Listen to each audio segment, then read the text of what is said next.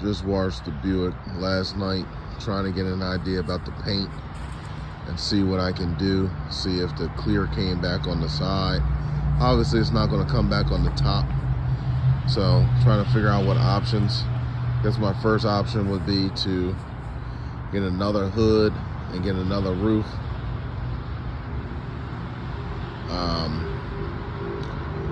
Get another hood with the same color car, potentially. Same color maroon car, potentially. The clear doesn't look too bad. Like it came back too bad. Clear coat on the sides, it's like somebody got sunburnt. You know what I mean? Like somebody got sunburnt in this car. The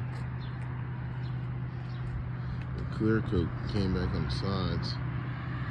Well, like I said, it's like somebody got sunburnt on this car. You can see the line, the white line is where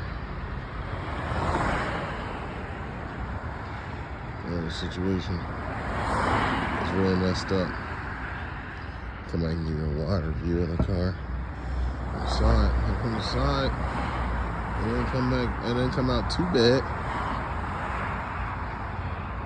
I know it's not a highlight situation, but on the side, besides the top, you can see the line, the sunburn line. But the side came back pretty good. When I washed and waxed it, I got to polish up the chrome. But the sides didn't come back too bad. In the grand scheme of things, I could just probably put a hood and a trunk on it and then figure out the top, or paint it around above the trim line. That's probably what I end up doing. Do like a Macco or another painter, or potentially even find, maybe even go to Harbor Freight and get one of their expensive paint guns. Got the compressor, then all I had to do is sand it down, buy the paint, and then if I mess it up, I could always repaint the top again. I probably, if I do that, I'll paint it right above the pinstripe. So I'll show you kind of where I'm thinking about. If I go along the car and I go right up to the pinstripe here,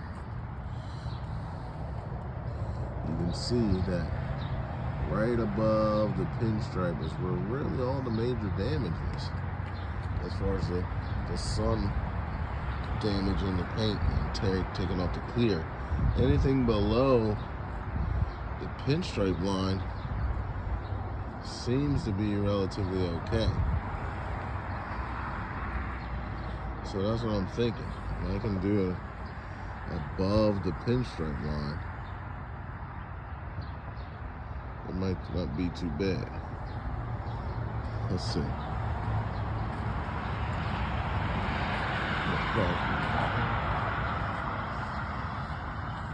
So, even on this side, if you look at it above the pinstripe line, it doesn't look too bad.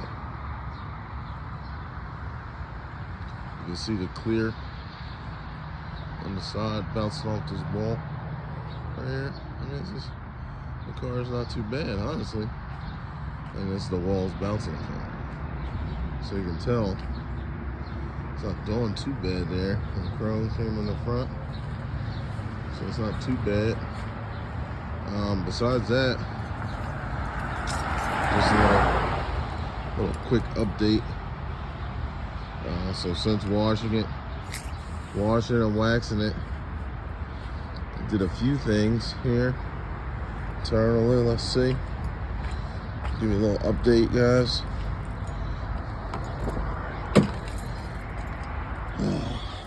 Got some parts on list that I got on list here. that are coming. Let me just go ahead and start her up.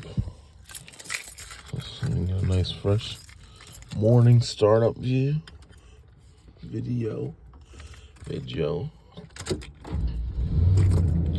Starts right up, ready to go. Turn it on.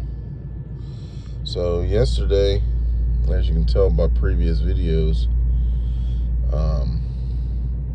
I went ahead and figured out to get this button to work correctly. So in the previous videos, the two wires were extended out like this, going this way. So I basically just spliced it and cleaned it up a little bit to make it a little bit nicer in the interim before I look for a new clock spring. So just in case anybody has to do this in the future, just zipped it onto the top. And then went ahead and crimped it in with a couple ways to secure it. The tools that I use.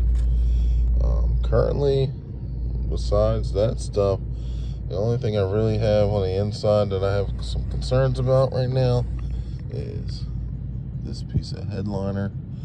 Gotta get some adhesive spray. This crack dash, so looking at options for the crack dash again.